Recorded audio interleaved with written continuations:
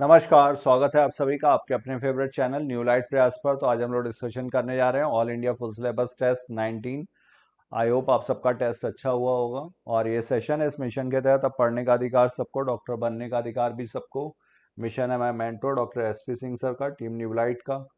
Question number 91, what is common between vegetative reproduction and apomixis? Both are applicable to only dicot plants, both bypass the flowering phase, both occur round the year, both produce progeny identical to the parent। तो vegetative reproduction और apomixis ये asexual reproduction के ही types हैं।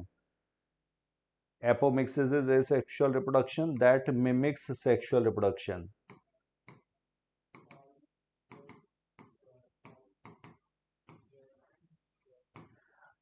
Apo का मतलब away, mixis is mixing, away from fertilisation.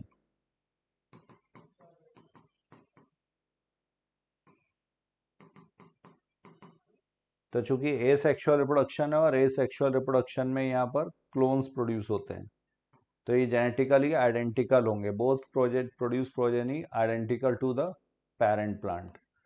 तो correct answer होगा 91 का फोर्थ। नाउ क्वेश्चन नंबर 92 और इसका पेज नंबर था 22 and 23। Which of the following statement is not true of two genes that show 50% recombination frequency? तो 50% recombination frequency है, maximum recombination frequency है, इससे ज़्यादा रिकॉम्बिनेशन फ्रीक्वेंसी पॉसिबल नहीं है। और ये कब होगा? ये दो कंडीशन में, if genes are present on separate chromosome.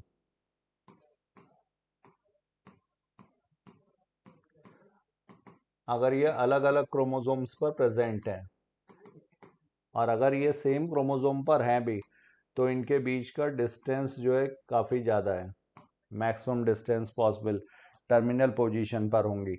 तो जीन शो इंडिपेंडेंट असॉर्टमेंट सही है। If the genes are present on the same chromosome they undergo more than one crossover in every meiosis, ये भी ठीक है। जीन्स में be on different chromosomes, the genes are tightly linked, ये गलत है।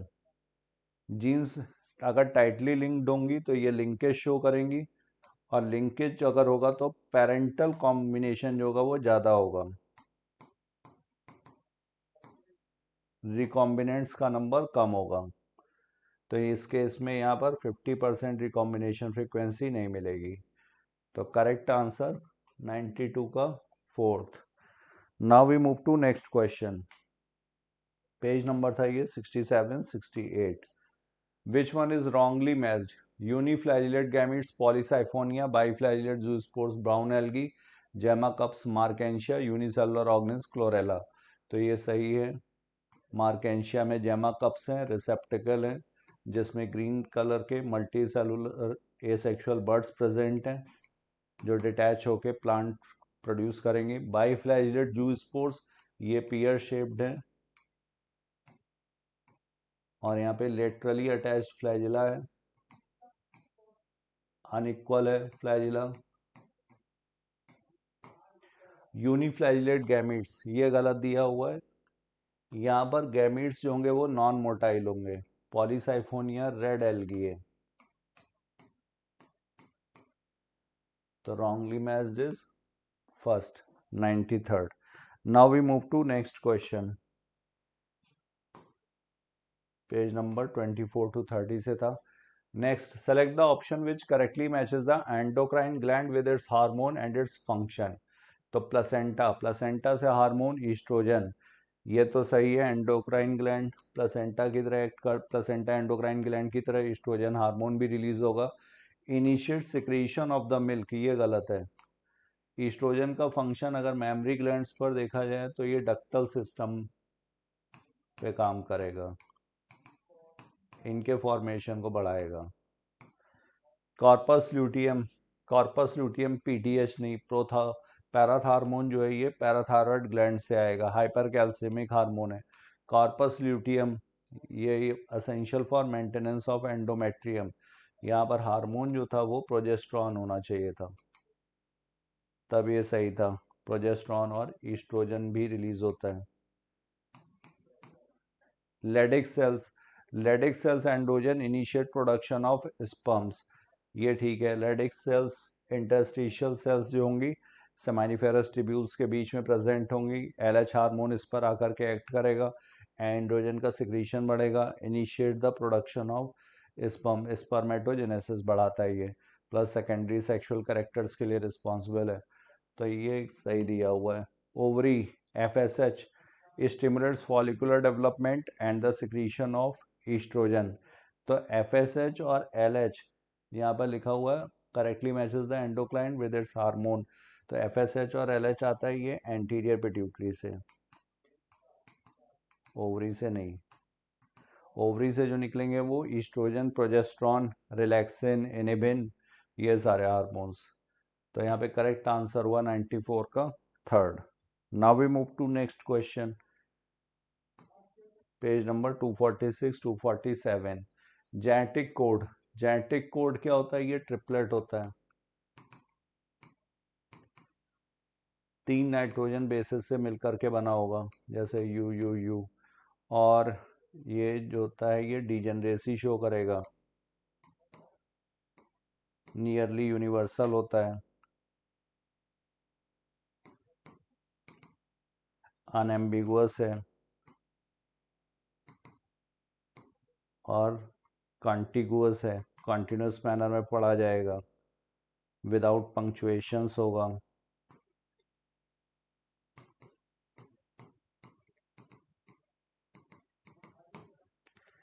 तो जेनेटिक कोड यहाँ पर करेक्ट आंसर हुआ triplet.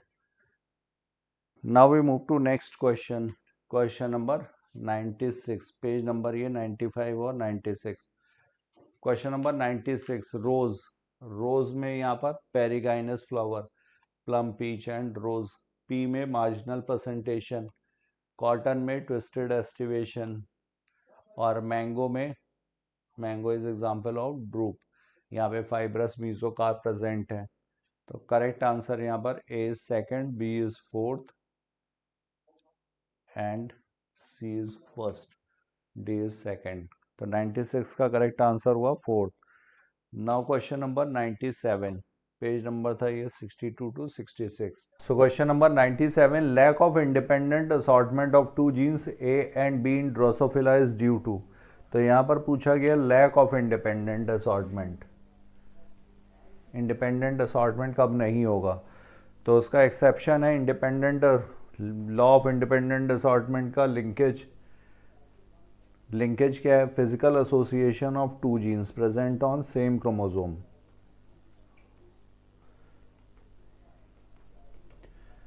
Of two genes present on same chromosome, इसको लिंकेज बोलेंगे। और ये जो होगा ये इंडिपेंडेंट असॉर्टमेंट को इनिबिट करेगा।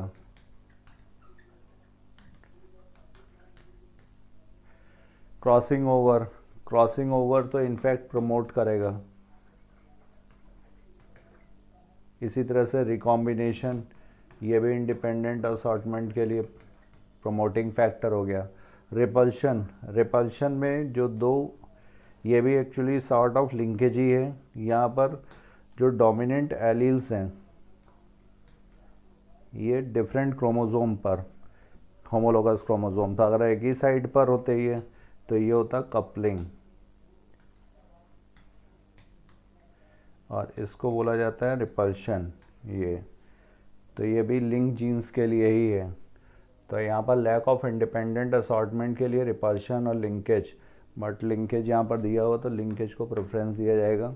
करेक्ट आंसर होगा यहाँ पर थर्ड। What happens in 1971? तो 1971 में डिस्कवरी ऑफ वायरॉइड्स, ये टियोडाइनर ने किया था। लो मॉलिक्यूलर वेट है और सिर्फ आरएनए का बना है, single standard RNA. 98 is third. Now we move to next question, page number ये 21। What is common in all the three, Funaria, Drypteris and Ginkgo? तो गिंगो हो गया जिम्नोस्पर्म, ड्रैप्टेरिस टेरिस एडियंटम, ये हो गए टेरिडोफाइट्स, फर्न, फ्यूनेरिया ये हो गया मॉस ब्रायोफाइट्स। तो common presence of archegonia, archegonia Funaria में भी है, ड्रैप्टेरिस में भी है, गिंगो में भी है। फ्यूनेरिया में सबसे ज़्यादा एडवांस लार्ज साइज होगा। Presence of archegonia. Well developed vascular tissue, तो वेस्कुलर टिश्यू यहाँ पे फ्यूनेरिया में एब्सेंट।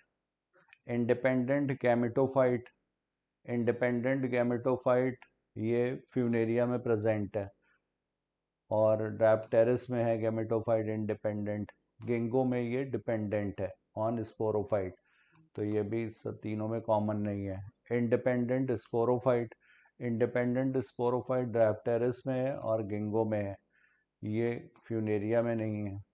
तो यहाँ पर करेक्ट आंसर होगा फर्स्ट 99 का। Now we move to next question, question number 100, page number है ये 28 to 33। Which of the following organs in mammals does not consist of a central medullary region surrounded by a cortical region? Organs does not consist of a central medullary region surrounded by a cortical region। तो यहाँ पर adrenal जो है इसमें भी ये cortex, ये medulla, central portion जो होगा वो मेडुला, ये कॉर्टेक्स, कॉर्टेक्स से अलग हार्मोन्स, मेडुला से अलग एड्रीनलिन, नॉर एड्रीनलिन, ये मेडुला से। कॉर्टेक्स से जो आते हैं वो ग्लूकोकॉर्टिकॉइड्स, मिनरलोकॉर्टिकॉइड्स, गोनाडोकॉर्टिकॉइड्स। इसी तरह से ओवरी, ओवरी में भी यहाँ पर जो पेरिफेरल पोर्शन है वो cortical, central portion medulla, cortex में ही यहाँ पर फॉलिकल का डेवलपमेंट, तो फॉलिकुलर डेवलपमेंट ये कॉर्टेक्स में। ओवरी यहाँ पर भी, किडनी, किडनी में भी कॉर्टेक्स और मेडुला, यहाँ पर ये मेडुलरी पिरामिड्स के फॉर्म में जो प्रोजेक्ट होते हैं कैलाइसिस में। तो यहाँ पर करेक्ट आंसर हुआ none, 100। Now we move to next question, question number 101, 206, 207 और 244 page number. Identify the vertebrate group of animals characterized by crop and gizzard in its digestive system। तो क्रॉप का फंक्शन होता है स्टोरेज, गिजर्ड जो है ये grinding के लिए। किस में प्रेजेंट है ये? Aves, birds. 101st का करेक्ट आंसर होगा third. Now we move to next question, 102nd page number था ये 49 and 50। Respiration in insects is called direct because, तो यहाँ पर स्पायरिकल्स प्रेजेंट हैं जो ओपनिंग को रेगुलेट करेंगे। ट्रैकिया हो गया, इसकी फिर ब्रांचेस हैं ट्रैकी, और इसके बाद यहाँ पर ट्रैकियल ट्यूब्स के बाद फाइन ब्रांचेस, जो अल्टीमेट फाइन ब्रांचेस हैं ये यहाँ पर ट्रैक्यूल्स, और ये ट्रैक्यूल्स जो होते हैं डायरेक्ट सेल में होंगे। तो यहाँ पर जो एक्सचेंज होगा वो ट्रैक्यूल्स और सेल के बीच में। The sale exchange oxygen and CO2 directly with the air in the tracheoles. तो करेक्ट आंसर होगा यहाँ पर फर्स्ट। इसीलिए यहाँ पर सर्कुलेटरी सिस्टम जो होगा वो ऑक्सीजन वगैरह का ट्रांसपोर्ट नहीं करेगा। टिश्यूज एक्सचेंज ऑक्सीजन और CO2 directly with coelomic fluid, tissues exchange oxygen or CO2 directly with the air outside through body surface, tracheal tubes directly with the hemocoel which then exchange with tissues। तो 102 का correct answer है first. Now we move to next question, old NCERT से था ये। Which one of the following statement is incorrect, यहाँ पर incorrect statement बताना है। Medullary zone of kidney is divided into few conical masses called medullary pyramids projecting into the calyces। तो ये ठीक है, मेडुला में यहाँ पर ये मेडुलरी पिरामिड्स स्ट्राइटेड अपीयरेंस होगी और ये प्रोजेक्ट करते हैं कैलाइसिस में, और यहाँ पर ये कॉर्टेक्स अंदर की तरफ धसा होगा, इसे renal columns of Bertini. Inside the kidney, the cortical region extends in between the medullary pyramid as renal pelvis। गलत है ये। रीनल पेल्विस यहाँ पर जो हाइलम है ये यूरेटर, और यूरेटर का जो ब्रॉडर पार्ट है इसे बोलते हैं रीनल पेल्विस। जिससे यूरेटर कम्युनिकेट करेगा। तो glomerulus along with बोमेंस capsule is called the renal corpuscle. Glomerulus along with बोमेंस capsule is called renal corpuscle, ये भी ठीक है। ये ग्लोमेरुलस हो गया और ये Bowman's capsule, double walled cup like structure, और दोनों को मिला करके बोलते हैं रीनल कार्पस्कल, तो ये भी ठीक है। Renal corpuscle, proximal convoluted tubule and distal convoluted tubule of the nephron are situated in the cortical region of the kidney। तो ये वाला जो पोर्शन है मेडुला के बाहर, ये कॉर्टेक्स, और यहाँ पर ये सब सिचुएटेड है, ये ठीक है। तो correct answer according to the question यहाँ पर second. Now we move to next question, question number 104। Page number था इसका 206 से 208। Now question number 104. Match the following and mark the correct option. Fast muscle fibers. Fast muscle fibres में lactic acid का accumulation ज़्यादा होगा, myoglobin content यहाँ पर कम होता है, जिसकी वजह से ये वाइट कलर के होंगे, और ऑक्सीजन कम होने की वजह से एनारोबिक रेस्पिरेशन, एनारोबिक रेस्पिरेशन की वजह से लैक्टिक एसिड का एक्यूमुलेशन। तो जैसे example extra ocular muscles of I, slow muscle fibres, ये रेड मसल फाइबर्स हो गए, मायोग्लोबिन कंटेंट ज़्यादा होता है यहाँ पर। एक्टिन फिलामेंट, एक्टिन फिलामेंट ये आई बैंड, और इसको बाइसेक्ट करती है जेड लाइन, दो जेड लाइंस के बीच का जो डिस्टेंस, इसको बोलते हैं सार्कोमियर। यहाँ पर ये हो गए मायोसिन। तो correct answer contractile unit, unit of muscle contraction. A का हो जाएगा सेकंड, बी का फर्स्ट, सी का फोर्थ और डी का थर्ड। 104 का करेक्ट आंसर हुआ third. Now question number 105। Chemicals which are release at the synaptic junction are called. तो ये प्री सिनेप्टिक मेम्ब्रेन, ये पोस्ट सिनेप्टिक मेम्ब्रेन, यहाँ पर सिनेप्टिक वेसिकल्स, एक्शन पोटेंशियल जब पहुंचेगा तो ये सिनेप्टिक वेसिकल्स यहाँ फ्यूज हो जाते हैं, कैल्शियम आयन चैनल्स यहाँ खुल जाएंगे, कैल्शियम का कॉन्सेंट्रेशन बढ़ेगा, फ्यूजन होगा, न्यूरोट्रांसमीटर्स सिनेप्टिक क्लेफ्ट में रिलीज होंगे, यहाँ पर ये इनके रिसेप्टर्स इनसे आकर के बाइंड करेंगे, फिर ये आगे एक्शन पोटेंशियल जनरेट होगा या नहीं होगा, डिपेंड करेगा न्यूरोट्रांसमीटर कौन सा आया। तो chemicals which are release at the synaptic junctions, इनको भी बोलते हैं neurotransmitters. 105 is second. Now we move to next question. Page number है ये 234 235। In E. coli, methyl transferase enzyme is very important for protection against bacteriophage. In E. coli, the methyl transferase adds a methyl group to a specific site in the DNA, which then prevents the restriction enzyme from cutting it.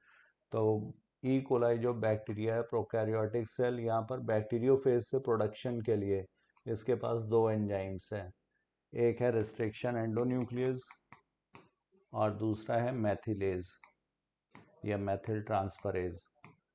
तो restriction endonuclease क्या करता है, ये bacteriophage के जो DNA है, virus का जो डीएनए है, उसको कट करेगा, और दूसरा जो मैथिलेज है, ये इसके ई कोलाई के ही डीएनए को प्रोटेक्शन प्रोवाइड करेगा ताकि इसका खुद का नुकसान ना हो। तो इसके लिए ये ए और सी साइड पर मैथिल ग्रुप ऐड करता है, ए और सी नाइट्रोजनस बेसिस जो होंगे। तो ये असर्शन भी सही दिया हुआ है, रीज़न भी सही दिया हुआ है, और इसका एक्सप्लेनेशन भी है ये।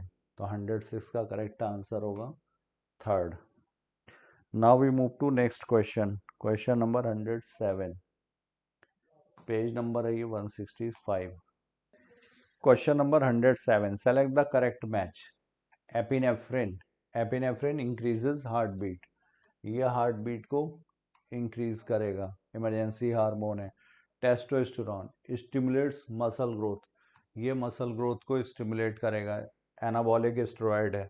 ग्लूकेगॉन ये ग्लाइकोजीनोलिसिस, ब्लड ग्लूकोज लेवल को बढ़ाता है, तो ग्लाइकोजन का ब्रेक डाउन करेगा ग्लूकोज ग्लाइकोजन से जब ग्लूकोज बनेगा, इसी को बोलेंगे ग्लाइकोजिनोलिसिस।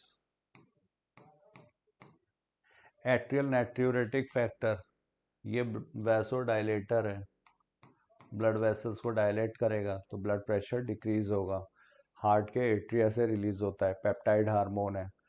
तो ए का करेक्ट ए का फोर्थ हुआ, एक ही में दिया हुआ है आंसर यहाँ पर second 107। Now we move to next question. Page number है ये 244 247। Question number 108, select the cold blooded animals. Cold blooded मतलब पोइकिलोथर्मस, जिनका बॉडी टेम्परेचर रेगुलेटेड नहीं रहता है according to the external environment, ये चेंज करता है, वेरी करेगा। तो कैमल, मंकी, पिजन, पैरट, ये सारे वार्म ब्लडेड। कैमल क्या है, ये मैमल है, मंकी भी मैमल, पिजन और पैरट ये एव्स हो गए। कोबरा रेप्टाइल, ये cold blooded. Flying fish species का मेंबर है, एक्सोसीटस। एंजल फिश टेरोफाइलम, ऑस्टिकथीस का मेंबर है, फिशेस का, पाइसिस का ही मेंबर है, ये भी कोल्ड ब्लडेड। ट्री लिजर्ड और हाइला, इक्थियोफिश, ये सारे ही कोल्ड ब्लडेड। तो 1 2 3 4 5 6, 108 का करेक्ट आंसर होगा third. Now we move to next question. Question number 109, Nitrosomonas, Anabaena, Chlamydomonas, Alternaria. तो अल्टरनेरिया ये ड्यूट्रोमाइसिटीज का मेंबर है, फोटोसिंथेटिक, कीमोसिंथेटिक, तो ये हो गया हेट्रोट्रोफिक। क्लेमाइडोमोनाज ये यूकैरियोट है, फोटोसिंथेटिक यूकैरियोट। एनाबीना नॉस्टॉक, ये ब्लू ग्रीन एल्गी जो फोटोसिंथेटिक है, ऑक्सीजनिक फोटोसिंथेसिस करते हैं, प्रोकैरियोट है। नाइट्रोसोमोनाज ये chemosynthetic autotrophs, nitrogen fixing bacteria. तो 109 का करेक्ट आंसर हुआ first. Now we move to next question. Question number 110, page number है ये 12 to 18। The mature seeds of plants such as gram and peas possess no endosperm because, तो ये non endospermic, ये इसी को बोला जाएगा एक्स एल्बुमिनस।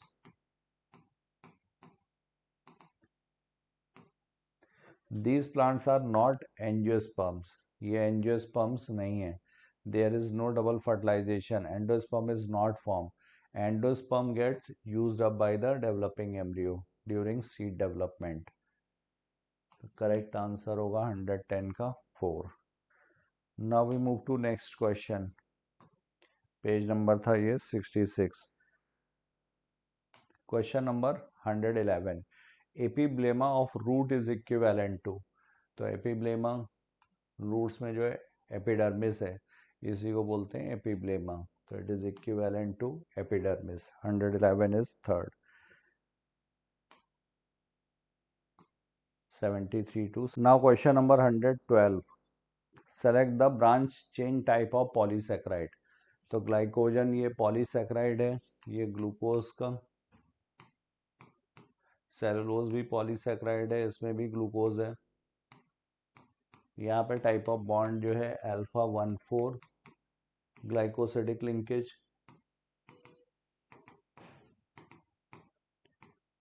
और यहाँ पर अल्फा 1,6 ग्लाइकोसिडिक लिंकेज।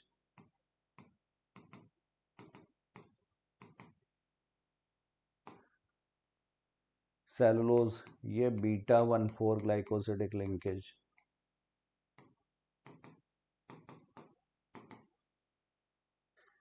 माल्टोज और सुक्रोज, सुक्रोज जो है ये डाइसैकेराइड है, पॉलीसैकेराइड नहीं है, ग्लूकोज प्लस फ्रक्टोज। और माल्टोज जो है ये ग्लूकोज का पॉली डाइसैकेराइड है। तो यहाँ पर ब्रांच चेन पूछा गया, ब्रांच चेन होगा ये ग्लाइकोजन। यहाँ पर लिनियर चेन में अल्फा 1,4 ग्लाइकोसिडिक लिंकेज, और जहाँ पे ब्रांचिंग है वहाँ पर अल्फा 1,6 ग्लाइकोसिडिक लिंकेज। ये लिनियर चेन, ये अल्फा 1,4, जहाँ पे ब्रांचिंग है वहाँ पर अल्फा 1,6। तो करेक्ट आंसर हुआ 112 का first. 110 to 111. Now question number 113. Meiosis occur in organisms during sexual reproduction, vegetative reproduction, both sexual and vegetative, none of the above. तो meiosis होगी गैमीट फॉर्मेशन के वक्त, सेक्सुअल रिप्रोडक्शन में। 113th का first, page number 125 to 128. Which metal ion is a constituent of chlorophyll? तो chlorophyll में present है magnesium. 114 is third. Which pigment acts directly to convert light energy to chemical energy? तो यहाँ पर reaction centre जो होता है special type of chlorophyll A molecule का बना होगा। फोटो सिस्टम 1 अगर है तो यहाँ पर रिएक्शन सेंटर होता है P700, ये क्लोरोफिल ए जो 700 नैनोमीटर की वेवलेंथ को एब्जॉर्ब करेगा। फिर दूसरा है यहाँ पर फोटो सिस्टम 2, इसमें जो रिएक्शन सेंटर है ये है P680, 680 नैनोमीटर की वेवलेंथ को एब्जॉर्ब करता है, ये भी क्लोरोफिल ए का बना हुआ है। तो डायरेक्टली इसमें जो पिगमेंट इन्वॉल्व है वो है क्लोरोफिल ए। बाकी जो ये लाइट हार्वेस्टिंग कॉम्प्लेक्स बनाएंगे। तो 115 का correct answer first, page number 138 to 140. One single maize root apical stem can give rise to, तो ये यहाँ पर more than 17,500 new cells per hour. Growth जो है वो मेजरेबल क्वांटिटी है। सेलुलर लेवल पर अगर देखेंगे तो ग्रोथ जो है प्रोटोप्लाज्मिक इंक्रीज होगी, और प्रोटोप्लाज्मिक इंक्रीज डायरेक्टली मेजर नहीं करना पॉसिबल है, दिक्कत होगा। तो इसलिए यहाँ पर इसके इक्विवेलेंट पैरामीटर यूज़ किया गया है, और इक्विवेलेंट पर पैरामीटर में length, area, volume, weight, size, wall, number of cells. तो यहाँ पर नंबर ऑफ सेल्स का एग्जाम्पल है more than 17,500 new cells per hour. NCERT 1 page number 168. Now question number 117. 117 में कॉमन कोल्ड का common cause rhinovirus. Haemozoin जो है ये प्लाज्मोडियम इन्फेक्शन में बनेगा, मलेरियल पैरासाइट। विडाल टेस्ट में टाइफॉइड में विडाल टेस्ट पॉजिटिव आएगा। एलर्जी, इसका एलर्जिन जो है जो एलर्जी कॉज करेगा वो है डस्ट माइट्स। तो करेक्ट आंसर हुआ ए का थर्ड, बी का first, C is second and D is fourth. Correct answer 117 का सेकेंड, पेज नंबर है ये 130 to 137. Now question number 118. RNA polymerase 3, तो RNA पॉलीमरेज 3 ये रिक्वायर्ड होगा। यहाँ पर SNRNA plus tRNA, small nuclear RNA, tRNA और 5S ribosomal RNA। Termination of transcription, इसके लिए रो फैक्टर। स्प्लाइसिंग में SNRNA प्लस प्रोटीन्स, इन्हीं को प्रोनाउंशिएट करते हैं स्नब्स। टाटा बॉक्स ये प्रमोटर रीजन में प्रेजेंट होगा। तो ए का फोर्थ, बी का थर्ड, सी का first and D is second. 118 is third. Now we move to next question. NCERT 2 93 to 94. Question number 119. Given below are two statements. An ideal contraceptive should be easily available, effective and reversible with many side effects. तो यहाँ पर ये line गलत लिखी हुई है, इसमें least और no side effects. Ideal contraceptive reversible भी होना चाहिए, यूज़र फ्रेंडली होना चाहिए। Natural methods work on the principle of avoiding chances of ovum and sperms meeting. तो ये सही दिया हुआ है, ये गलत था. Statement 1 is incorrect, but statement 2 is correct. 119 is third. Now question number 120, 43 and 44. As compared to C3 plant, how many additional molecules of ATP are needed for net production of one molecule of hexose sugar by C4 plant? As compared to C3, how many additional molecules of ATP needed for net production of one molecule of hexose sugar? तो यहाँ पर total difference आता है 12 ATP molecules का. C3 में अगर एक carbon dioxide है, एक कार्बन डाइऑक्साइड के लिए 3 ATP और 2 NADP2H. और अगर यहाँ पर C4 प्लांट है तो C4 प्लांट में एक CO2 के लिए 5 ATP और 2 NADP2H. तो टोटल कार्बन डाइऑक्साइड चाहिए होंगे 6. तो टोटल डिफरेंस आता है 12 ATP का. 120 का करेक्ट आंसर होगा third. Now we move to next question. Question number 121. Which one of the following statement cannot be connected to predation? Cannot be connected. तो it helps in maintaining species diversity in a community. ये ठीक है. ये pray की जो population है उसको control में रखेगा, जिसकी वजह से बाकी जो हब्स वगैरह हैं जिन पे ये फीड करेंगे उनकी पॉपुलेशन या और जो ऑर्गेनिज्म हैं वो सब भी फ्लरिश कर पाएंगे. It might lead to extinction of a species. तो वैसे इन जनरल जो प्रेडेटर होता है वो प्रूडेंट होगा, वाइज होगा. बट अगर प्रे स्पीसीज वल्नरेबल स्पीसीज है और ओवर एक्सप्लॉयटेशन है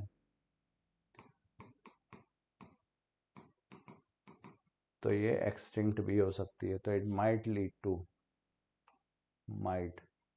तो ये भी ठीक है. Both the interacting species are negatively impacted. ये गलत है. निगेटिव नहीं, ये इंटरेक्शन जो है प्लस माइनस टाइप का है.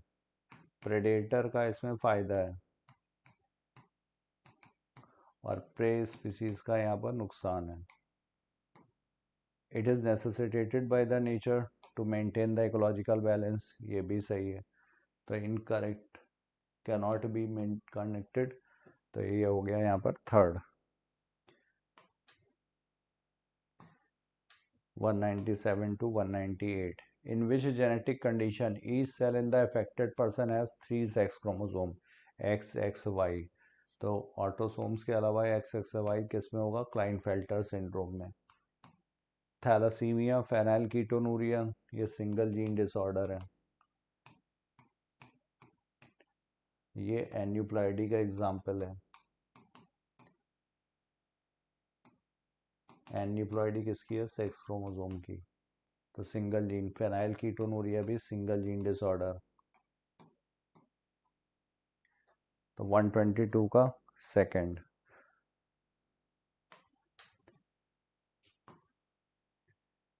Next question. Select the correct match. 123. Palmately compound leaves. Palmately compound leaves किसके हैं? Silk cotton. Reticulate venation. Reticulate venation किसमें? डाइकॉट में. पेन्नेटली कंपाउंड लीव्स, ये नीम में प्रेजेंट है. रेसिमोज. रेसिमोज एक्रोपेटल ऑर्डर में फ्लावर्स लगे होंगे, अरेंजमेंट ऑफ फ्लावर्स. एक्रोपेटल मतलब यंगेस्ट टुवर्ड्स अपेक्स, और जो सबसे पुराना होगा वो सबसे नीचे की तरफ. एक्रल मतलब हेड. तो ए का सेकंड, बी का फर्स्ट. आंसर होगा यहाँ पर third. 123. Now we move to next question. 124. Page number 60 and 61. Which of the following is absent in mitochondria? इनमें से कौन सा एब्सेंट है? तो माइटोकॉन्ड्रिया कैसा है? Semi autonomous. मतलब इसका अपना डीएनए है. डीएनए कैसा होगा? सर्कुलर होगा. डबल स्टैंडर्ड है, तो सर्कुलर डीएनए, 70s राइबोसोम्स है, आरएनए है अपना, अपनी प्रोटीन्स हैं, बट मेजर प्रोटीन्स जो होती हैं वो सिंथेसाइज होती हैं न्यूक्लियस में जो जीनोमिक डीएनए है उससे, तो इसी वजह से ये सेमी ऑटोनॉमस। क्लोरोफिल पिगमेंट यहाँ पर एब्सेंट है, तो A B D E answer होगा यहाँ पर fourth. Now we move to next question. Question number 125, consider the following statements. Coenzyme और metal ion that is directly bound to the enzyme protein is called prosthetic group. तो prosthetic group जो है वो organic compound है that is tightly bound. Coenzyme और metal ion, prosthetic group, ये सब क्या है, ये कोफैक्टर्स, और ये टाइटली बाउंड नहीं है, तो यहाँ पर ये गलत हो गया। Complete catalytic activity of enzyme with its bound prosthetic group is called apoenzyme. तो एपोएंजाइम यहाँ पर सिर्फ प्रोटीन पार्ट के लिए यूज किया जाता है, तो एपोएंजाइम प्लस प्रोस्थेटिक ग्रुप अगर है इसमें, प्लस प्रोस्थेटिक ग्रुप क्या हो गया, कोफैक्टर, इन सबको मिला कर बोला जाएगा होलो एंजाइम, तो ये भी यहाँ पर गलत, तो ए और B both are incorrect. Answer होगा यहाँ पर third, 125। Now we move to next question. Question number 126, page number 117 and 118. Cross between tall plants was made resulting in offsprings of tall and dwarf plant in ratio 3:1। तो इसमें देखा जाएगा तो ये तो ट्रू ब्रीडिंग हो गया, यहाँ पर सिर्फ टॉल ही बनेगा, यहाँ पर ये टेस्ट क्रॉस हो गया, 50% टॉल और 50% डॉर्फ होंगे,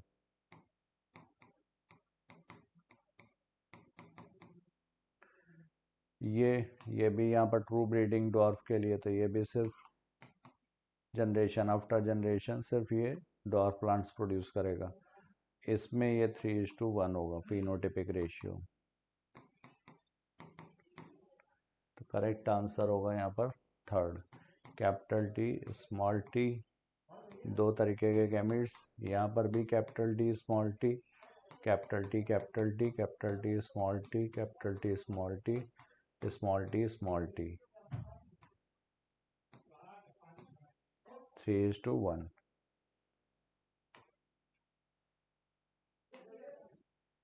Next question 127. Given below are two statements. Mycoplasma can pass through 1 micron filter size. ठीक है, ये क्योंकि 0.3 माइक्रोमीटर का है, विदाउट सेल वॉल है, स्मॉलेस्ट लिविंग सेल का एग्जाम्पल है। माइकोप्लाज्मा और बैक्टीरिया विद सेल वॉल, ये गलत है, ये विदाउट सेल वॉल है, तो statement 1 is correct but statement 2 is incorrect. Answer होगा यहाँ पर second. Now we move to next question. Question number 128. Select the correct match. Tonsils. Tonsils क्या है ये? Secondary lymphoid organs. HIV retrovirus है, single stranded RNA, और इसके दो स्ट्रैंड्स होंगे। Spleen, large reservoir of RBC, blood bank का भी काम करता है, ग्रेवयार्ड ऑफ आरबीसी भी बोलते हैं। Thymus, thymus primary lymphoid organs, जहाँ पर ओरिजिन भी होगी, प्रोलिफरेशन भी होगा, मैचुरेशन भी होगा, और एंटीजन सेंसिटिविटी डेवलप होती है। तो करेक्ट आंसर होगा यहाँ पर A is fourth, B is third, C is second and D is first. 128 is 4. Now question number 129.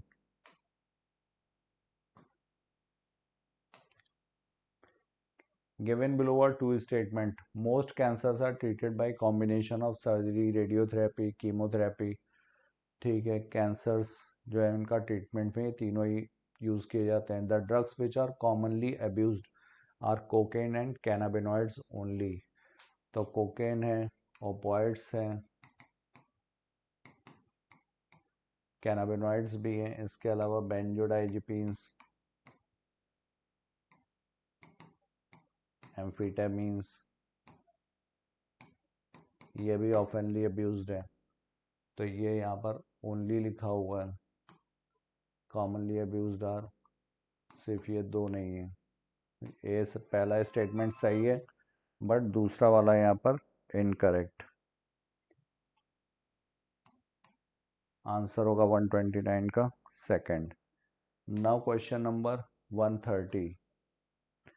130 में यहाँ पर देखा जाए तो इसमें विच one of the following is epochs. Epochs यहाँ पर क्या है, ईऑन, एरा, पीरियड्स, और पीरियड्स को फिर डिवाइड किया गया है एपॉक्स में। तो विच one of the following is epochs. ये पर्मियन, कार्बोनिफेरस, क्रिटेशियस, पर्मियन और कार्बोनिफेरस ये periods, Cretaceous, Triassic, Jurassic, Cretaceous ये सब पीरियड्स हैं। तो इसमें एपॉक्स का आंसर होगा 130 का फोर्थ। पेज नंबर है ये 122 एंड 123।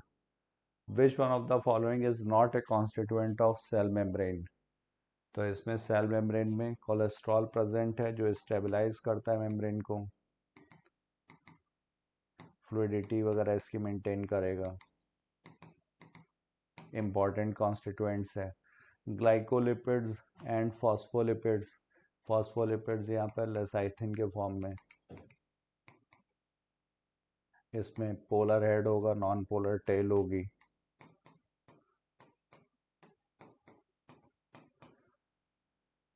ग्लाइकोलिपिड्स, लिपिड्स से जो अटैच शुगर चेन है, ग्लाइकोलिपिड्स ये भी प्रेजेंट है। प्रोलीन यहाँ पर नॉट ए कॉन्स्टिट्यूएंट। 131 का second. Next question, which what are the structures called that give an appearance as beads on string in the chromosome when viewed under electron microscope. तो ये हैं nucleosomes. Nucleosomes जो होंगे ये DNA की wrapping में बनेगा। डीएनए को जब रैप किया जाएगा स्टोन ऑक्टामर के चारों तरफ, स्टोन ऑक्टामर इसमें H2A, H2B, H3 और H4। तो 132 का correct answer third. Page number 83, 84। Both husband and wife have normal vision though their fathers were colour blind. Husband and wife दोनों नॉर्मल विजन बट उनके father colour blind. तो father ने इसको दिया होगा वाई क्रोमोसोम, इसका जीनोटाइप हो गया XY। यहाँ पर फादर XCY, डॉटर में एक X आया ही होगा फादर से, तो ये नॉर्मल है, मतलब ये कैरियर हुई। अब यहाँ पर probability of daughter becoming colour blind. तो डॉटर दो तरीके की, यहाँ पर ये कैरियर डॉटर और ये नॉर्मल। तो यहाँ पर कलर ब्लाइंड 0%। 133 का first. Now we move to next question, question number 134, page number 73, 74। One of the commonly use plant growth hormone in tea plantation. तो कॉमनली यूज जो है वो है जिएटिन। ये ओवरकम करता है अपाइकल डोमिनेंस को, सेल ग्रोथ वगैरह को भी, सेल के डिवीजन को इनिशिएट करेगा। तो ओवरकम अपाइकल डोमिनेंस, और अगर अपाइकल डोमिनेंस को ओवरकम करेगा तो यहाँ पर अपाइकल बड प्रेजेंट भी होगी बट लेटरल बर्ड्स जो होंगी वो ग्रो करेंगी। लेटरल बर्ड्स ग्रो करेंगी मतलब लेटरल ब्रांचेस, लेटरल ब्रांचेस मतलब ज़्यादा बुशी होगा, लीव्स ज़्यादा प्रेजेंट होंगी, तो टी के प्लांटेशन में हेल्प मिलेगी। 134 का करेक्ट आंसर होगा third. Now question number 135, which of the following pairs is wrongly matched. तो starch synthesis in pea multiple allelism गलत है। ये प्लियोट्रॉपी का एग्जाम्पल है। प्लियोट्रॉपी में स्टार सिंथेसिस जीन ये शेप के लिए भी है और साइज के लिए भी। इसके दो एलील्स हैं बी और स्मॉल बी, तो कैपिटल बी तो शेप यहाँ पर होगा राउंड, साइज होगा लार्ज। और अगर स्मॉल बी है तो रिंकल्ड,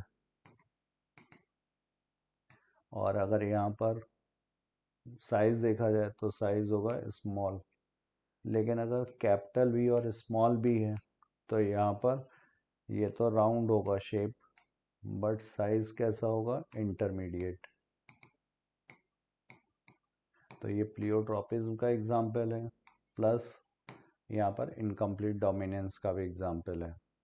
प्लियोट्रॉपी का इसलिए क्योंकि ये दो सिंगल जीन जो है दो करेक्टर्स को कंट्रोल कर रहा है। तो करेक्ट आंसर यहाँ पर हो गया 135 का first. So thank you all of you. I have covered my portion. Now further discussion will be carried by my fellow partner Vikram sir. Thank you so much. बच्चों, न्यू लाइट के YouTube channel पर आप सभी का स्वागत है प्यारे बच्चों।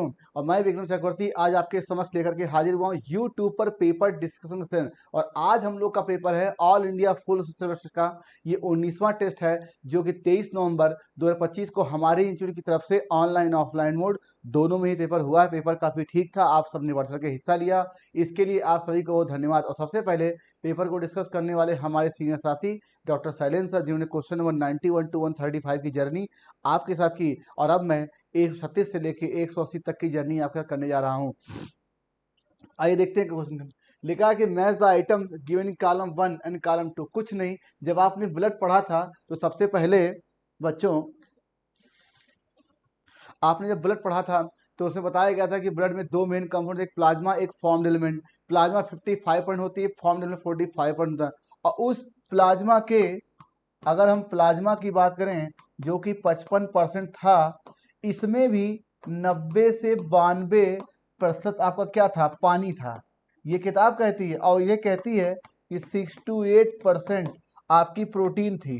ठीक है, और इन्हीं प्रोटीन के 3 नाम थे, फाइब्रिनोजेन, ग्लोबुलिन और एल्बुमिन। समझ गए आप लोग? तो एक्चुअल में है क्या, ये प्लाज्मा के प्रोटीन्स होते हैं जिनका अपना एक स्पेसिफिक पार्टिकुलर फंक्शन होता है।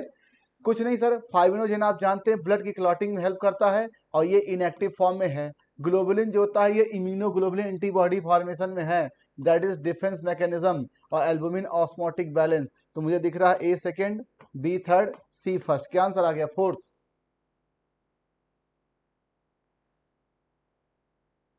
अब देखिए what will the polarity of endosperm. अब देखिए इसको निकालने का तरीका, आपको मालूम था कि एंजियोस्पर्म में जो आपका एंडोस्पर्म बनता है उसके बनने की प्रक्रिया को देखिए।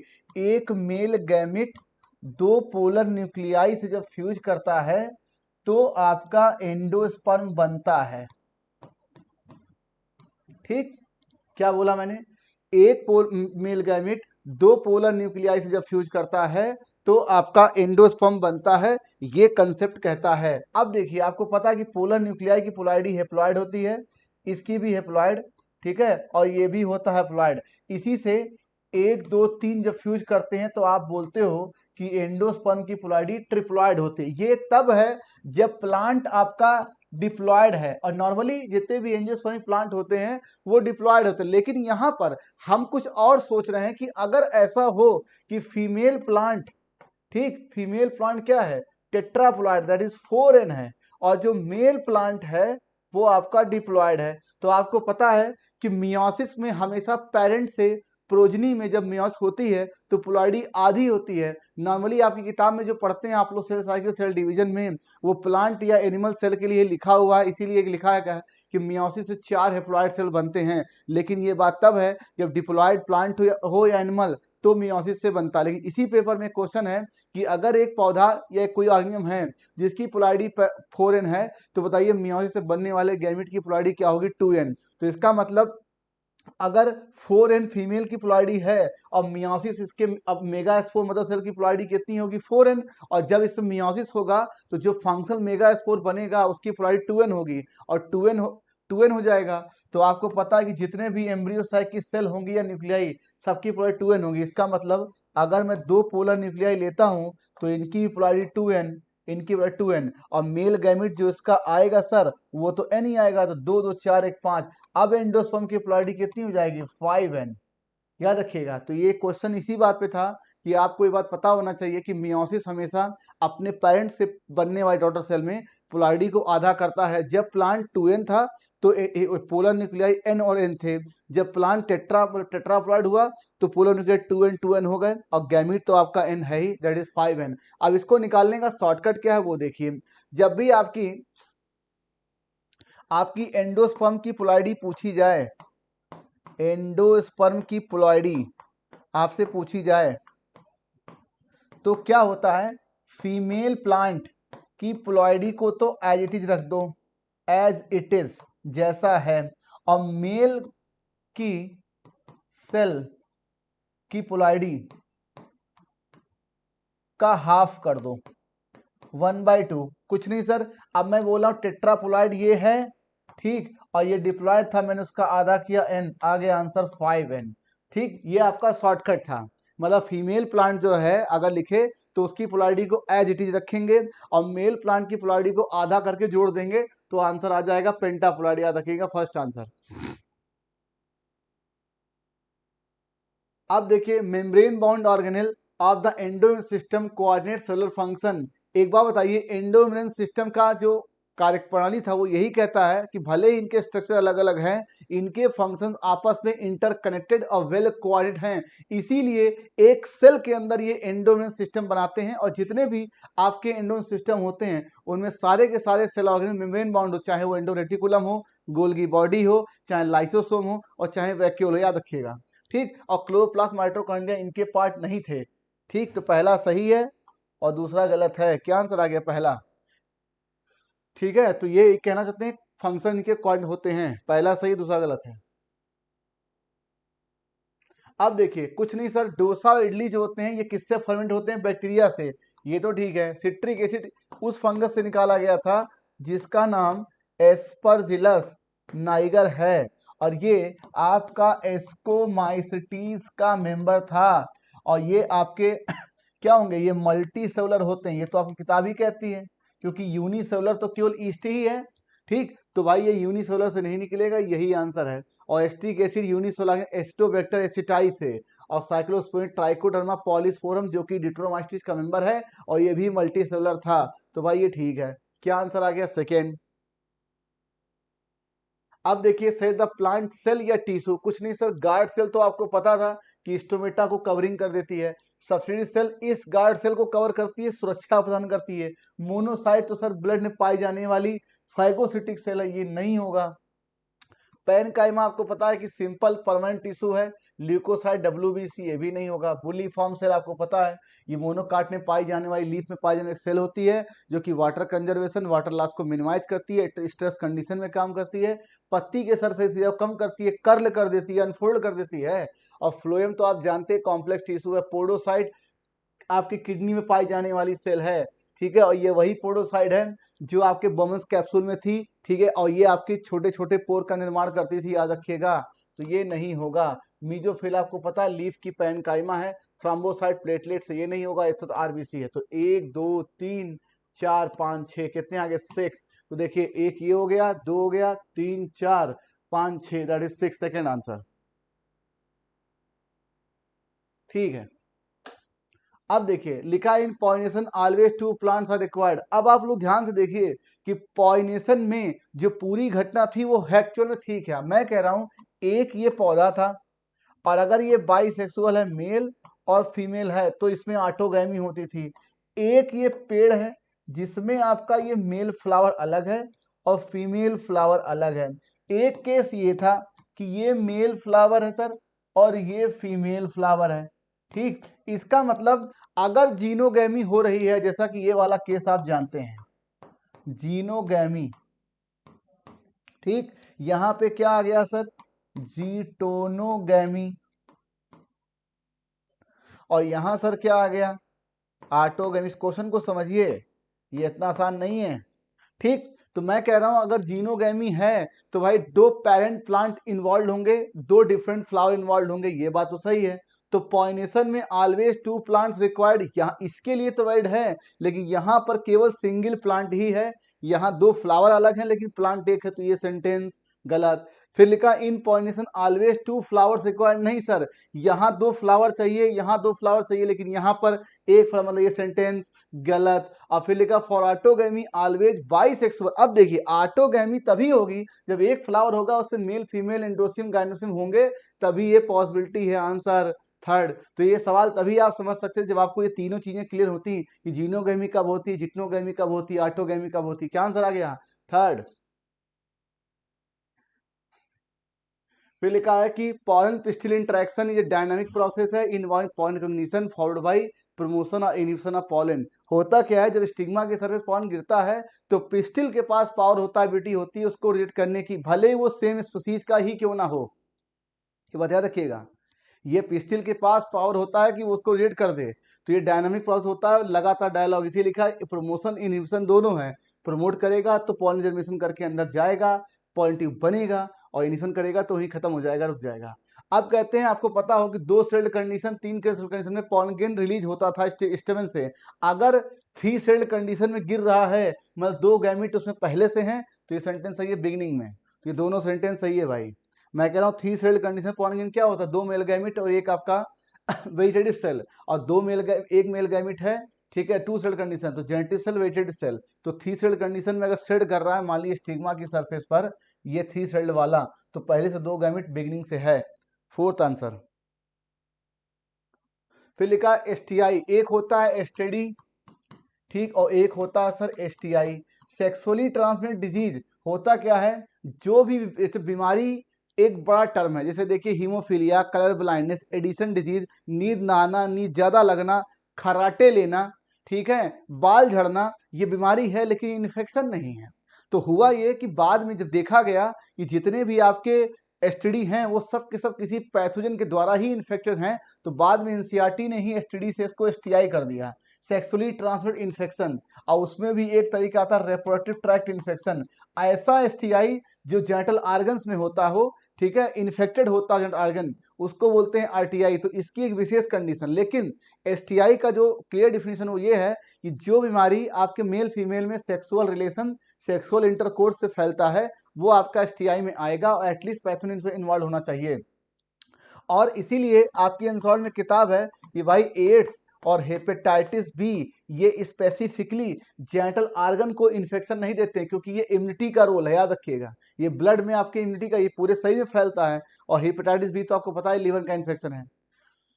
तो ये है केस। तो एसटीडी का मतलब डिजीज एक बड़ा टर्म है, डिजीज में इन्फेक्शियस नॉन इन्फेक्शियस दोनों आएंगे, हार्मोनल भी आएगा, विटामिन डिफिशियंसी से आएगा, कई चीजों से आएगा, लेकिन एसटीआई का मतलब है कि एटलीस्ट पैथोजन इन्वॉल्व हो। और ये पैथोजन प्रोटोजोआ हो सकता है, बैक्टीरिया हो सकता है, वायरस हो सकता है। और क्लेमाइडिया एक बैक्टीरिया है जिससे होता है क्लेमाइडियासिस। अब प्रोटोजोआ क्या है सर, ट्राइकोमोनियासिस होता है ट्राइकोमोनास वेजिनेलिस से। और वायरस तो आप जानते हैं genital herpes, genital warts, hepatitis B. और बैक्टीरिया तो आपको पता है गोनोरिया, सिफिलिस, ठीक है, ये सब होंगे। तो भाई ये सब के सब हैं आपके पैथोजन। Fourth answer. फिर लिखा each ovary 2 to 4 centimetre in length and is connected to pelvic wall introduce by ligament, ठीक है। मेमरी ग्लैंड जो है बच्चों, वो आपका रिप्रोडक्टिव ऑर्गन नहीं है, ये केवल रिप्रोडक्शन में एक सपोर्टिव स्ट्रक्चर है, याद रखिएगा। मेमरी ग्लैंड जो ब्रेस्ट होता है आपका, ठीक है, फीमेल में, वो एक्सटर्नल जेनिटल ऑर्गन नहीं है, प्राइमरी सेक्स ऑर्गन नहीं है, याद रखिएगा, केवल सपोर्टिव स्ट्रक्चर है, इसलिए ये गलत है। तो ये पहला सेंटेंस सही है, दूसरा गलत है, ठीक। तो ये each ovary is about 2 to 4 centimetre in length and is connected to the pelvic wall and uterus by ligament. Mammary glands are external reproductive organ in female human। पहला सही है, दूसरा गलत है। Second answer. फिर लिखा है James Dewey Watson received his PhD degree in 1950 on study effect on the hard X-ray on bacteriophage, sentence सही है, उनकी जीवनी को पढ़िए।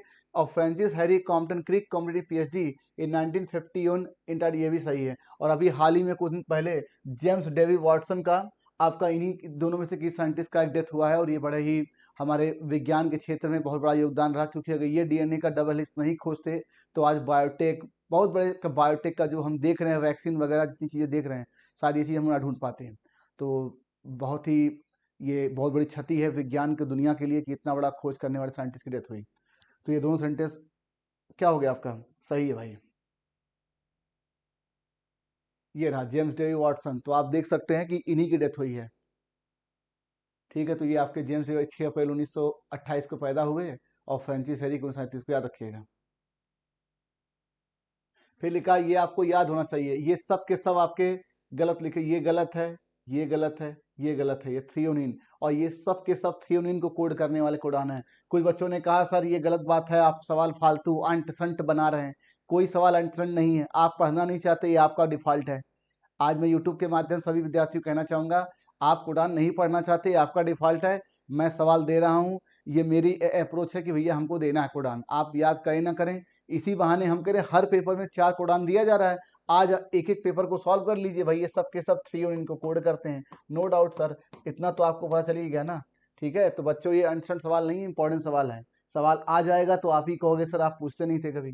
थर्ड आंसर आप देख सकते हैं, सबके सब ये थ्रियोनिन के थे, ACC याद रखिएगा।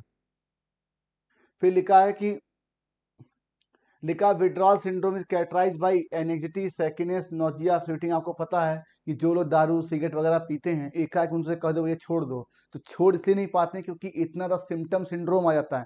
एक सिम्टम हो तो आदमी छोड़ भी दे, व्याकुलता, चंचलता, मसल्स में खिंचाव होगा, अजीब सा फील होगा, तो वो चीज़ें, पसीना आने लगेगा, तो इतने सारे सिम्टम होते हैं इसलिए आदमी छोड़ नहीं पाता है। अरे आदमी चाय नहीं छोड़ पा रहा, सबको पता नुकसान करती है। फिर most common warning sign of drug and alcohol abuse among youth include, क्या होगा? एकेडमिक परफॉर्मेंस घटती है, unexplained absence from school college से डिप्रेशन होता है, फटीग थकान रहती है, और रेबिलियस मतलब उपद्रवी व्यवहार होगा, बात बात झगड़ेगा, हम तुम्हें देख लेंगे, तो आप देखते नहीं हो, तो ये होता है एग्रेसिव बिहेवियर। और रिलेशनशिप भी डिस्टर्ब होता है इससे। ये तो आप जानते ही हैं कि नशा और इन सब घर घर में समस्याएं हैं। दोनों सेंटेंस सही है। फिर लिखा large holding switch cheese are due to production of a large amount of, ये NH3 नहीं होता सर, ये CO और 2 है, याद रखिएगा। ये प्रोपियोनी बैक्टीरिया गलत है, और कहते हैं रॉकफर्ट चीज होता है प्रोपियोनी जो आपका रॉकफर्ट चीज है, ये उस फंजाई से होता है जो इसे विशेष प्रकार का फ्लेवर देता है, याद रखिएगा। ठीक, तो ये सही, ये गलत है, ये सही है। क्या आंसर आ गया? थर्ड। अब देखिए what is caterpillar? Caterpillar larva है, याद रखिएगा। कैटरपिलर लार्वा होता है किसका? बटरफ्लाई का। और इसी के अगेंस्ट आप देखिए BT टॉक्सिन इस्तेमाल किया गया था, और ये सैचेट ऑफ स्पोर्स के रूप में छिड़का गया था, आपकी किताब में लिखा हुआ रखिएगा। का लार्वा कैटरपिलर है।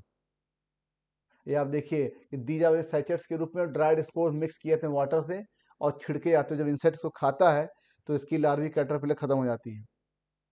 फिर लिखा for angios from earliest system classification only gross superficial morphological structure habit colour number and leaf से, बिल्कुल ठीक है। और आर्टिफिशियल सिस्टम दिया था कैरोलस लीनियस ने, जो कि वेटेड करोला कैरेक्टर में कोरोला और एंडोसियम स्ट्रक्चर इन्होंने लिया था। दोनों सेंटेंस सही है भाई। Fourth answer. अब देखिए ओपन सर्किट सिस्टम, वैसे तो आपको पता है कि ओपन सर्किट सिस्टम जो होता है वो आर्थ्रोपोडा का करेक्टर है। ठीक, ओपन सर्किट सिस्टम तो सिल्कवर्म तो इसमें आ गया, लेकिन एसिडिया और साल्पा ये यूरोकॉर्डेटा के मेंबर हैं, याद रखिएगा। इनमें भी ये होता है, सही है। और एक्सटर्नल फर्टिलाइजेशन जो एनिडा में वो मिक्स्ड है, हिडनेरिया में इंटरनल है, अर्थवर्म में एक्सटर्नल है, नेरिस में एक्सटर्नल है, तो ये दोनों तो सही हो गए। और आपके हेमिकार्टा में एक्सटर्नल फर्टिलाइजेशन तो होता ही होता है। ठीक है भैया, दोनों सेंटेंस सही है। Fourth answer. लिखा है कि presence or absence of a cavity between the body wall and gut wall is very important classic, बिल्कुल सही है sir. A coelom, true coelom, pseudocoelom. और एनिड आर्थ्रोपोड हेमिकॉर्ड ये सीलोमेट है। Animals in which the body cavity is absent called a coelomate, इसका phylum platyhelminthes. ये तीनों sentence सही हैं। अब देखिए फ्रॉग में कुछ नहीं सर, आपको पता है कि एक पेयर टेस्टिस का मतलब दो। अब चूंकि एडिनल ग्लैंड 1 पेयर, और बिडर कैनाल, जबकि किडनी अगर एक पेयर है तो हर किडनी में मेल फ्रॉग में बिडर कैनाल होती है, तो उसकी भी संख्या 2। और कोलेका एक होती है, चाहे मेल हो चाहे फीमेल हो, कोलेका एक ही होती है। 2 2 2 1 फर्स्ट आंसर।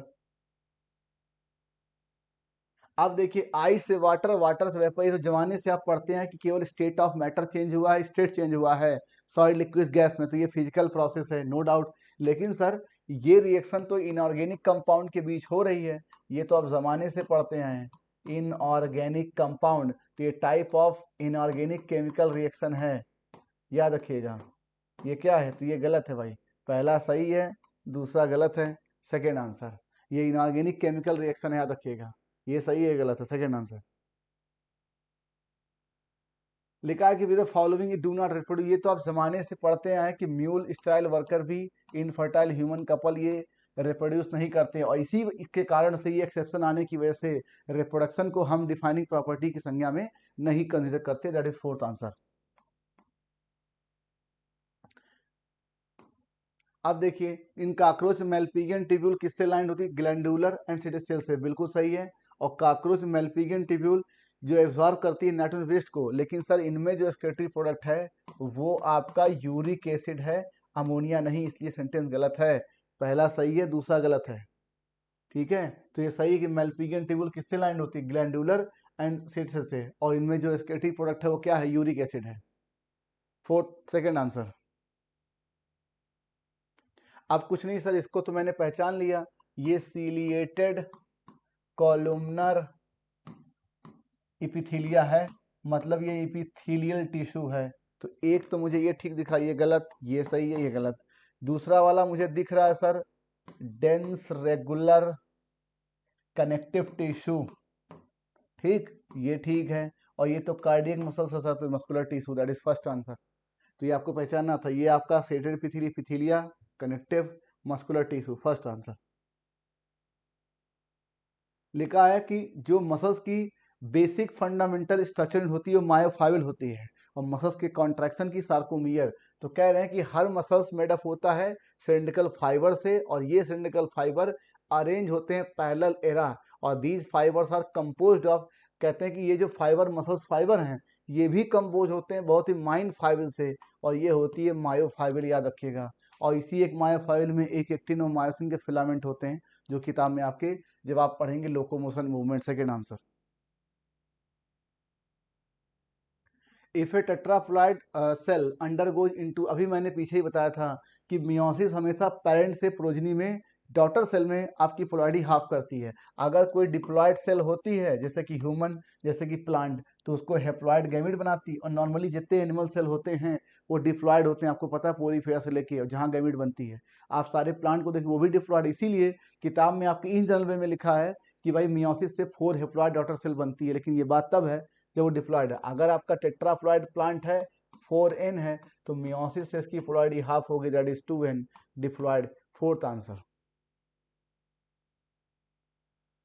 लिखा what is the product of aerobic respiration, आपको पता है एरोबिक रेस्पिरेशन का जो प्रोडक्ट था वो एनर्जी तो होगा ही होगा, H2O और water, that is first answer. और एनारोबिक में क्या करेंगे, CO2 निकलेगा, इथेनॉल निकलेगा, ATP निकलेगा, थोड़ी बहुत हल्की फुल्की एनर्जी भी आएगी, ठीक है। तो CO2 H2 energy, that is first answer. केवल CO2 ओनली नहीं है, यूरिया नहीं, यूरिया नहीं, फर्स्ट आंसर।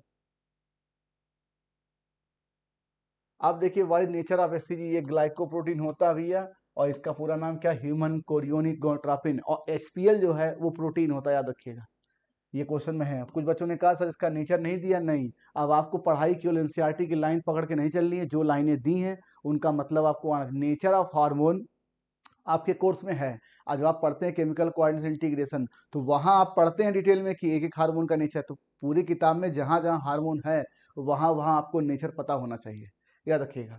तो क्या आंसर आ गया, सेकेंड। तो HCG ग्लाइकोप्रोटीन है, और जो HPL है वो आपका प्रोटीन होता है।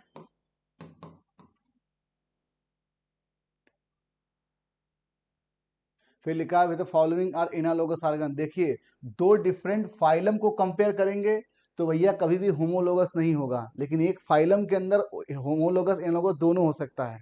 जैसे कि आपने पढ़ा डॉग फिश के फ्लीपर और आपके वेल के फ्लीपर, ये क्या है, भले ही देखो फाइलम कार्टा के दोनों मेंबर हैं कि उनका क्लास अलग है, एक कॉन्डिकथीरिया एक मेमेलिया है, लेकिन ये एनालोगस ऑर्गन है, क्योंकि जो वेल होती है उसमें 4 लिम्ब का मॉडिफिकेशन होता है, और जबकि वो इपिडर्मल अपेंडेज होती है उसके फिन्स, याद रखिएगा।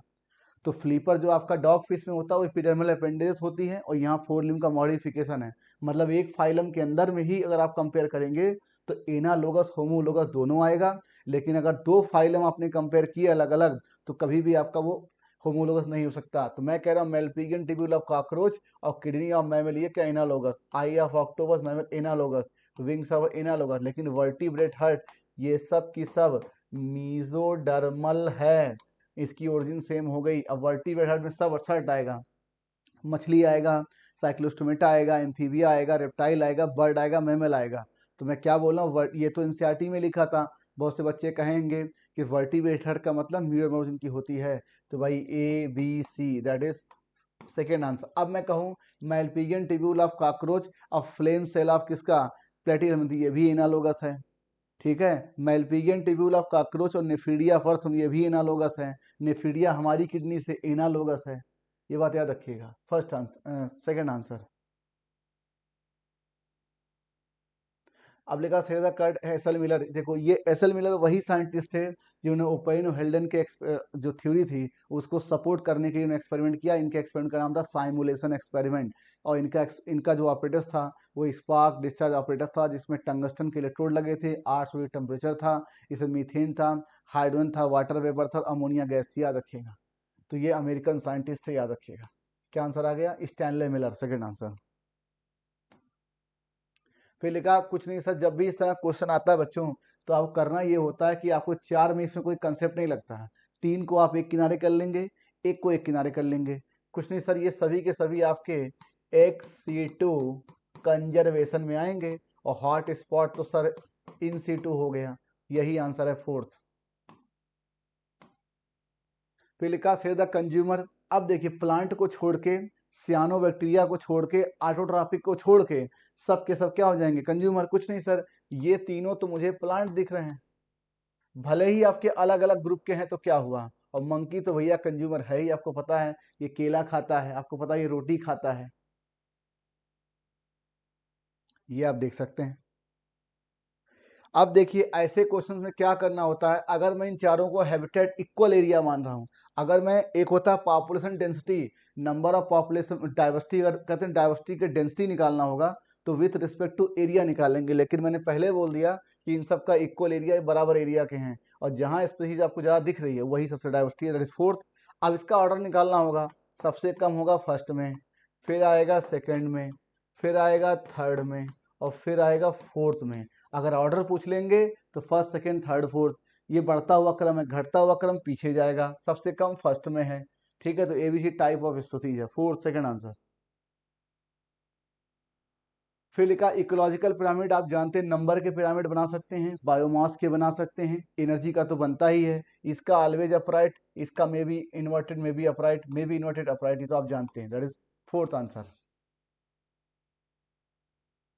फिर लिखा India what is biodiversity of mango. एक होता है सर जी स्पीसीज और एक होती है सब स्पीसीज।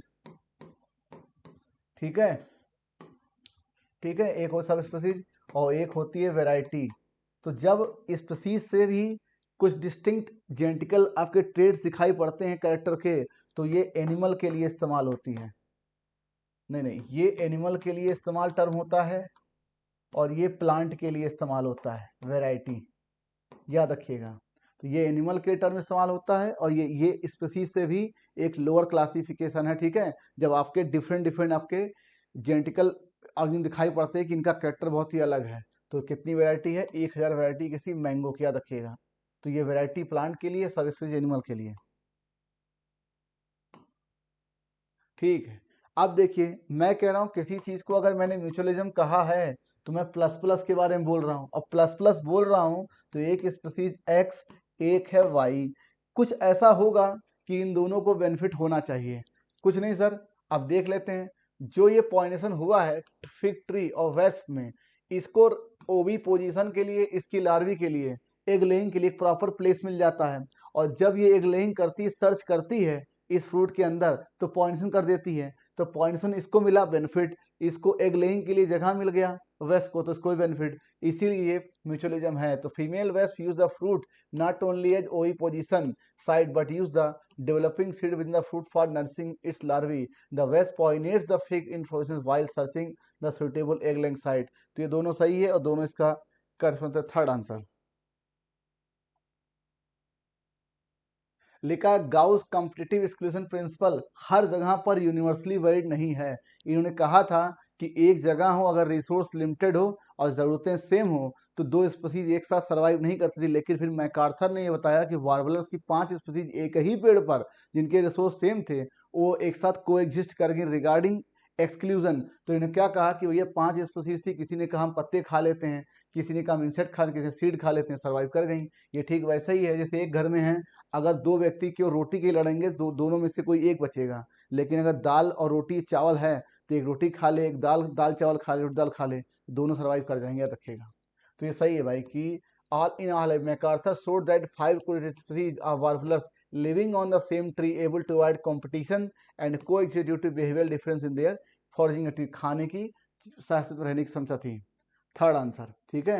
तो आप खुद ही सोच सकते हैं कि घर में मान लीजिए 5-6 रोटियां हैं और एक आदमी का पेट भर सकती हैं, और एक आज चावल भी है और दाल भी है दोनों की। तो अगर आप केवल रोटी दाल खाओगे दोनों लोग, दोनों में से एक ही आदमी बचेगा, एक मर जाएगा, ठीक, दोनों को नुकसान होगा भाई। और एक ने कहा भैया हम दाल रोटी खा लेते हैं, एक ने कहा हम चावल रोटी खा लेते हैं, ठीक है, तो काम हो गया। Second third answer. फिर लिखा हाउ मेनी, ये आपकी एनसीईआरटी में ह्यूमन रिप्रोडक्शन में एक्सरसाइज का लास्ट क्वेश्चन है। आप देखिए उन्होंने ही आपसे पूछा है कि अगर एक फीमेल डॉग 6 बच्चे पिल्ले पैदा करती है तो कितने एग निकले होंगे? 6। कुछ नहीं सर, आपको पता है कि अगर 6 पपीज हैं, ठीक है, तो 6 पपीज से पहले 6 जायगोट बने होंगे, और 6 जायगोट से पहले भैया 6 स्पर्म आया होगा और 6 ओवम आया होगा, ये दोनों फ्यूज कर जाएगा। तो भाई हमें 6 एग तो चाहिए ही चाहिए, नो डाउट। क्या आंसर आ गया? पहला। फिर लिखा कि क्या वजह है, आप ध्यान से देखिए कि जब आपका मियोसिस हो रहा है, आपकी किताब में डायग्राम बना हुआ है कि पहली मियोसिस हो रही है तो प्राइमरी oocyte से सेकेंडरी oocyte बन रहा है, और सेकेंडरी oocyte से फिर ओवम बन रहा है। तो आप देखिए साइज लगातार बढ़ता चला जाता है। उसका रीजन ये है कि secondary oocyte retain bulk of nutrient and cytoplasm of primary oocyte। सही है, ऐसा इसलिए है कि cytoplasm contain nutrient organelle and mRNA that are crucial for sustaining the zygote until it can establish a present question. आपको पता है कि जाइगोट पहले ब्लास्टोसिस्ट बनेगा, फिर इम्प्लांटेशन होगा, फिर उसके बाद से उसका प्लेसेंटा बनेगा, लेकिन इतने समय तक उसको न्यूट्रिशन और सेल डिवीजन क्लीवेज के लिए जो एनर्जी और जो ऑर्गेनल चाहिए वो कहाँ से आएंगे? तो इसीलिए याद रखती है। फिर लिखा था cytoplasm rich in mitochondria which supply the energy needed the for rapid cleavage that occurs immediately after fertilisation. क्योंकि जैसे ही फर्टिलाइजेशन होता है क्लीवेज शुरू हो जाता है, ठीक, और क्लीवेज होने के बाद वो ब्लास्टोसिस जब बनता है तब इम्प्लांटेशन होता है, लेकिन तब तक के लिए कैसे कैसे सर्वाइव करेगा? इसलिए ऐसी व्यवस्था होती है। Third answer. फिर लिखा what is example transgenic bacteria. आपको बताया गया था कि कोई एक जीव है, उसके अंदर कोई एलियन डीएनए आप लागे हेट्रोलागस होस्ट में, और ये जीन यहाँ एक्सप्रेस हो, तब आप इसको बोलते हैं क्या? Transgenic bacteria, transgenic host. अब ये होस्ट बैक्टीरिया भी हो सकता है। याद करिए आपने इंसुलिन को बनाने के लिए जो जीन लाई थी आपने, वो किसी मैमल से लेकर के आए थे, तो मैमेलियन जीन थी या ह्यूमन जीन ही ले लें, तो मैमेलियन ह्यूमन जीन को लिया और आपने इस बैक्टीरिया के अंदर वाया वेक्टर भेजा है, ठीक, आपने इसके अंदर इसका प्रोडक्शन किया, इसीलिए ई कोलाई आपका एक ट्रांसजेनिक बैक्टीरिया है। हालांकि ये क्वेश्चन आप ऐसे भी निकाल सकते थे कि बाकी के तीनों फंजाई के एग्जाम्पल दिए हैं, हालांकि अगर आपको ना पता होता तो भी। समझ गए आप लोग? ट्रांसजेनिक आर्गन क्या था? किसी भी फॉरेन डीएनए को अपने अंदर एक्सप्रेस करने वाला होस्ट। तो भैया ये इंसुलिन बनाने वाली जीन जो थी, ये आपकी किसी मैमेलियन की थी या ह्यूमन की थी? जो बैक्टीरिया ई कोलाई के अंदर एक्सप्रेस हुई है। First answer. फिर लिखा है कि specific B toxin genes were isolated from Bacillus thuringiensis and incorporated into the several crop plant such as cotton. बिल्कुल सही है। जैसे कि ये तो कॉटन की बात होगी, बीटी कॉटन, जैसे BT soybean, BT brinjal, BT corn बनाया गया। फिर लिखा चॉइस ऑफ जीन इस बात पे डिपेंड करता है, क्रॉप पे डिपेंड करता है, और जो हमारा टारगेट पेस्ट है उस पे। लेकिन किताब ये कहती है कि सारे के सारे बी टॉक्सिन इंसेक्ट ग्रुप के स्पेसिफिक नहीं होते। एक बैक्टीरिया के अंदर जितना भी टॉक्सिन बन रहा है, मतलब जैसे एक बैक्टीरिया है बैसिलस thuringiensis के अंदर बनने वाला टॉक्सिन, तो सारे के सारे टॉक्सिन किसी इंसेक्ट के लिए स्पेसिफिक नहीं है, ये किताब कहती है। यहाँ पर ये मोस्ट लिखा हुआ है, याद रखिएगा, ये गलत है। पहला सही है, दूसरा गलत है। सेकेंड आंसर, पहला सही है, दूसरा गलत, सेकेंड आंसर। फिर लिखा a plant contain 50 chromosome in their somatic cell if a leaf of this plant is used as explant. कुछ नहीं सर, मैं कह रहा हूं ये एक पौधा है, ठीक, और इस पौधे के अंदर अगर 50 क्रोमोसोम है मान लीजिए, तो अगर 50 क्रोमोसोम इस पौधे के अंदर हैं तो इसकी पत्ती में भी 50 क्रोमोसोम होंगे। ये पत्ती क्या सोमेटिक सेल वाली है, और ये आपकी, और ये भी 2n है। तो आपने इस पत्ती को तोड़ के ले लिया एज ए एक्सप्लांट के रूप में, मैंने इस पत्ती को लिया एक्सप्लांट के रूप में, और 50 क्रोमोसोम इसके अंदर है। और आपको मालूम है कि जब आप टिश्यू कल्चर से करते हो तो पोलैरिटी चेंज नहीं होती, तो भैया चाहे 500 पौधे बना लो और चाहे 5000 बना लो, क्रोमोसोम तो 50 से रहेगो। First answer. फिर लिखा RNA interference takes place in all eukaryotic organism as a method of cellular defence, और सबसे पहले टोबैको प्लांट में अप्लाई किया किसके अगेंस्ट, निमेटोड, निमेटोड का नाम मिल्वाडोगानी इंकोग्निशिया। Third answer.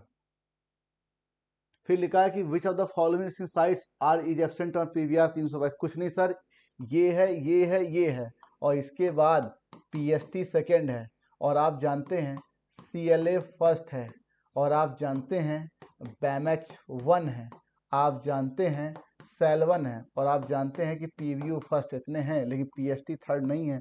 Fourth answer. ये आप देख सकते हैं, पीवीयू फर्स्ट है, ठीक है, और पीवीयू फर्स्ट है, और पीएसटी फर्स्ट है, सेल 1 ये है, लेकिन भाई साहब आपका पीवीयू पीएसटी थर्ड नहीं है। आप देखिए जेटोफिन में क्या क्या इस्तेमाल हुआ था सर, डाई हुई थी जिसका नाम इथिडियम ब्रोमाइड, ये तो आप जानते हैं। मैट्रिक्स क्या इस्तेमाल हुआ था सर, एगरोज जेल, और जो कहाँ से निकाला गया था सर, सीवीड से। इसके अलावा यूवी लाइट इस्तेमाल हुआ था, और डीएनए तो आपका था ही भाई, डीएनए ही तो आप कर रहे थे, लेकिन ट्रांसपोजन जो था ये आरएनए आई में यूज होने वाली चीज है, याद रखिएगा। Fourth answer.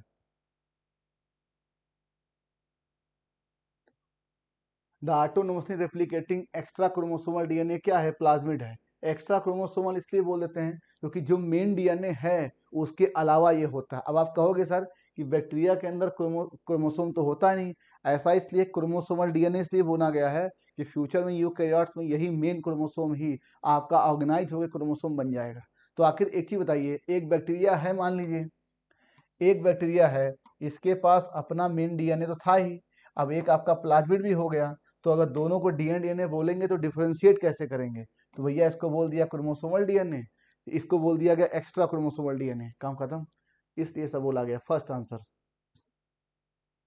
और नाउ एक क्वेश्चन लास्ट, लिखा कि इन पीसीआर आपके 2025 में क्वेश्चन है कि 1 बिलियन कॉपी, 25 का ही क्वेश्चन है ये, 1 बिलियन कॉपी 30 साइकिल में कैसे एम्पलीफाइड होता है। ये 2 की पावर n से होता है, 2 की पावर n वो प्रोसेस होता है जिसमें अपने इनिशियल का हर रिपीटिशन साइकिल में जस्ट डबल होता है। जैसे मैं बोलूँ आज अगर 2 है तो अगले साइकिल में 4, फिर 8, फिर 16, फिर 32, फिर 64, और ऐसे जब आप 30 साइकिल करोगे तो 1 बिलियन से भी ज्यादा कॉपी बन जाएगी, याद रखिएगा। तो ऐसा क्यों हो रहा है कि 30 साइकिल में पीसीआर में आपकी 1 बिलियन कॉपी बन रही, क्योंकि ये पीसीआर का जो डीएनए एम्प्लीफिकेशन है ये 2n के प्रोसेस को फॉलो करता है, इसलिए ऐसा है। ये दोनों सही है। Third answer. भाई 30 साइकिल में आपने कैसे कहा कि 1 बिलियन कॉपी बन रही है, क्योंकि 2n के प्रोसेस से फॉर्मेट में ये बढ़ रहा लगातार। तो प्यारे बच्चों सेशन यहाँ से खत्म हुआ, कमेंट बॉक्स में बताइए कि सेशन आपको कैसा लगा। मिलते हैं हम लोग अगले सेशन में। Thank you for watching the video, bye bye.